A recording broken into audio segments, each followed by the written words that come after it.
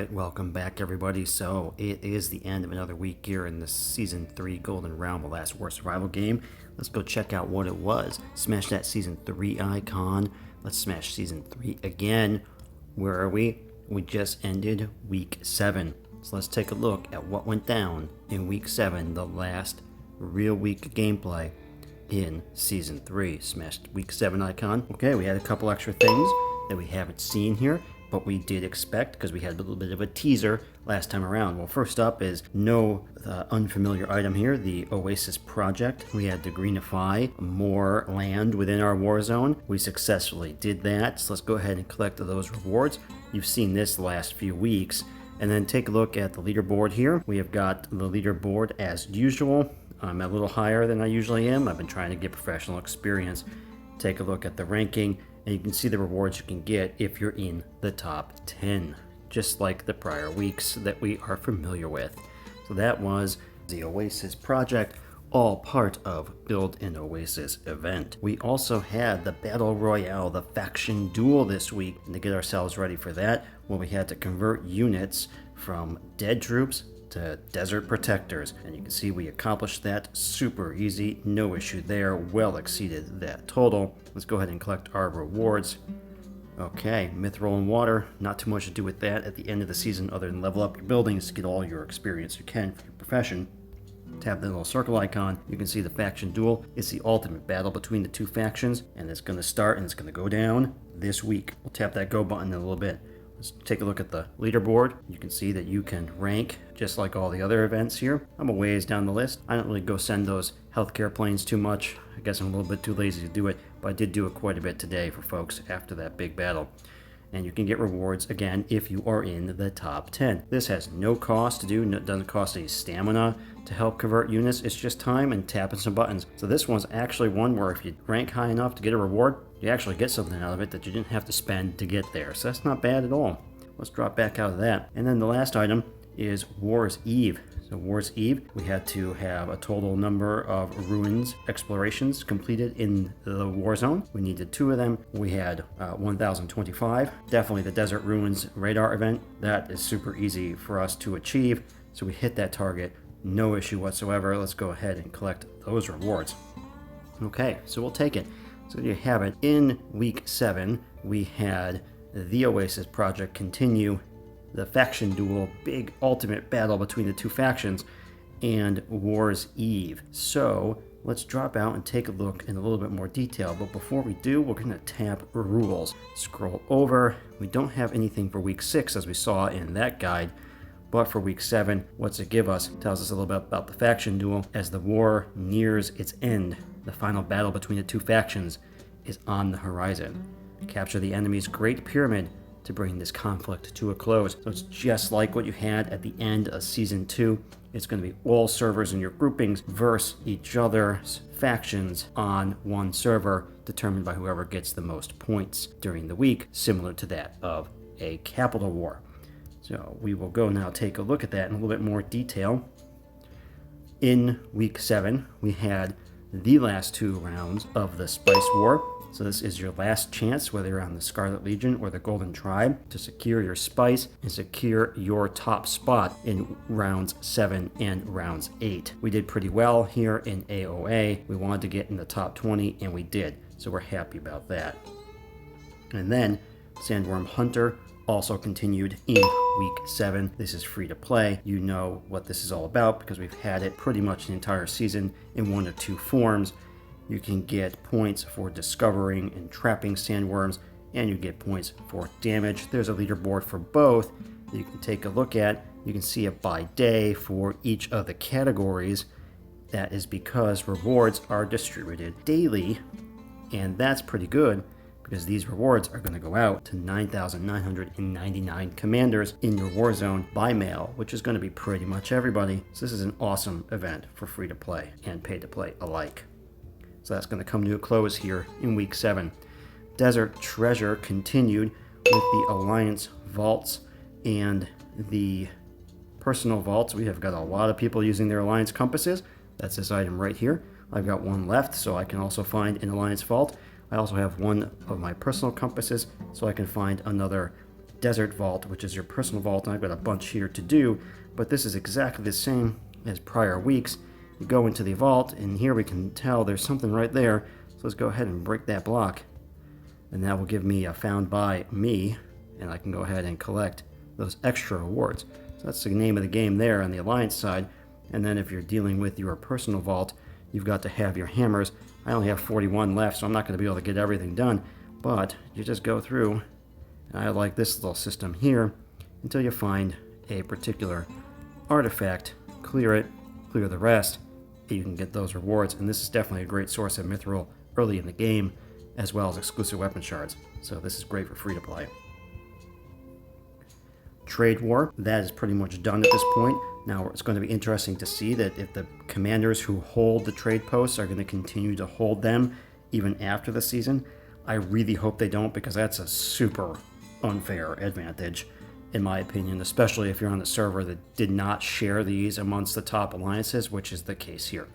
But the trade posts, we had the level 5 come up for recontest again this week. That's where you're going to end. We'll see what happens here as we enter into the 8th week and post-season with the trade post. Remember, that's captured by a single player, and it is your cross-server land capture here in Season 3. Dropping back to the main menu, build an oasis. That is our oasis project. Our server finally caught up with the help of some other servers to come over and greenify our land. So our war zone made it to level 7, but we still have quite a few artifacts left here to be found in levels 1 through 4. From an alliance progress perspective, you can see the land that your alliance holds and how much of it has been greened, and then artifacts, who has found what in the current status. So we've got some here that have been found and shared in our alliance, and there's still a number of open spots, so you can go ahead and tap proceed. We'll take you right to that particular artifact. This is on another server. You teleport there, you can collect that reward.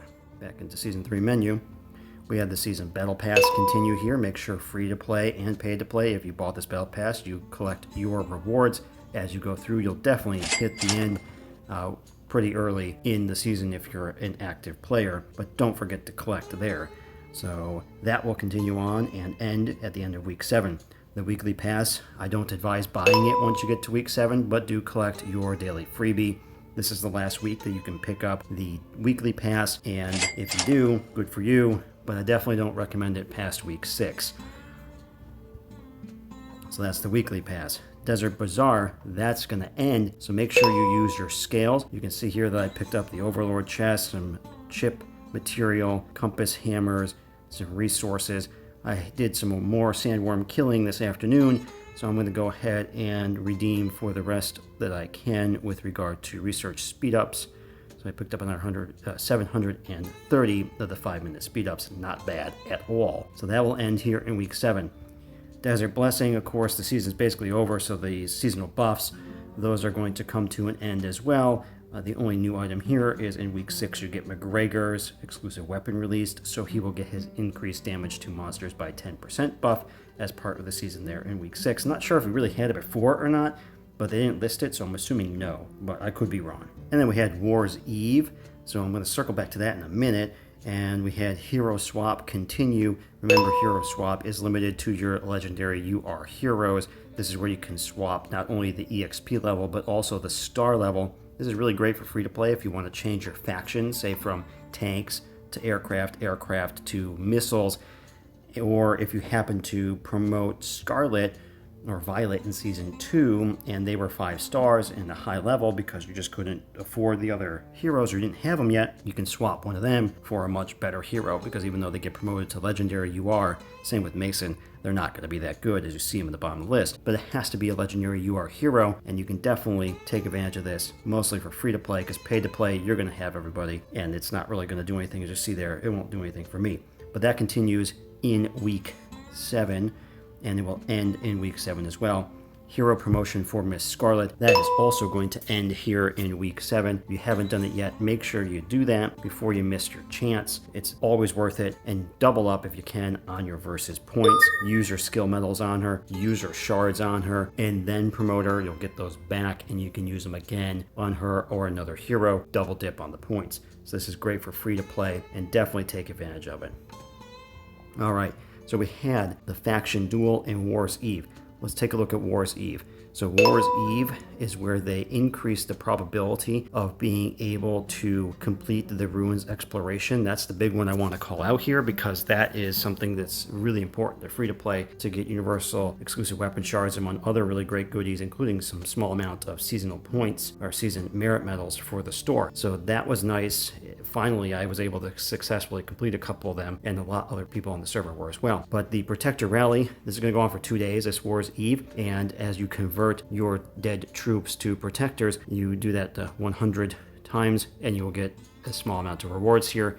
So we'll get Protector's Horn and Trap Landmine Refill. The Protector's Rally is going to get a buff, and we will also now have these new buildings, the dual missile silos, as part of the capital area. So tap that view button and you will see here this missile factory that is within the capital. And so our battle was on server 34, so you see the 4 of them there.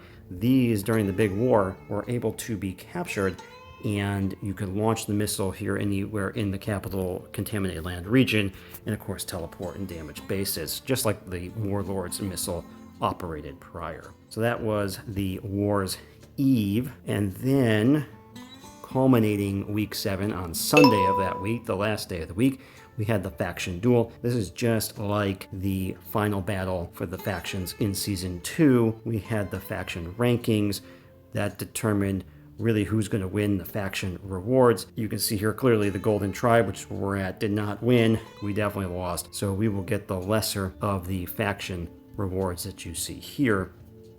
And backing out of that, the actual faction duel itself, it will be the faction servers that are part of each faction here in the grouping go head to head.